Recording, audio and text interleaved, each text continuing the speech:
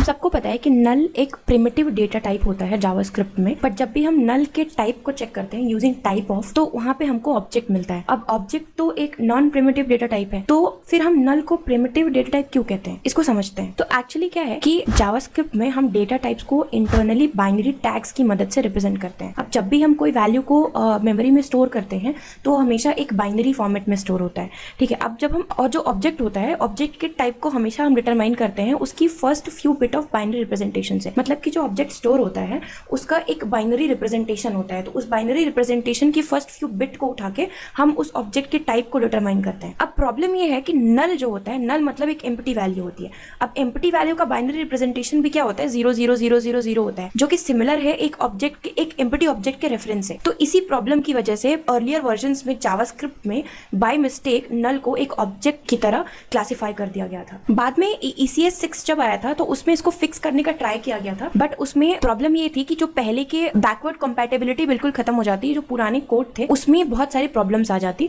तो इसलिए इसको अनचेंज्ड ही छोड़ दिया गया। अब इस प्रॉब्लम का सॉल्यूशन क्या है? अगर आपको कहीं पे नल वैल्यू यूज करनी है, इसके टाइप को चेक करना है, तो सबसे सिंपलेस्ट टाइप होता है कि आप उसकी स्ट्रिक्ट चेकिंग करोगे। मतलब कि आप क्या करोगे, जैसे आप ट्रिपल इक्वल का यूज करोगे हमेशा नल के टाइप को चेक करने के लिए। तो फॉर एग्जाम्पल आप ऐसे चेक कर सकते हो, if val is triple equal to null, अगर ये वैल्यू ट्रू है इसका मतलब आपकी वैल्यू क्या है, नल है, then you can use it like this is null value. तो वहां से तो इस तरीके से आप नल के टाइप को चेक कर सकते हो। टाइप ऑफ को यूज करोगे तो हमेशा आपको ऑब्जेक्ट ही मिलेगा।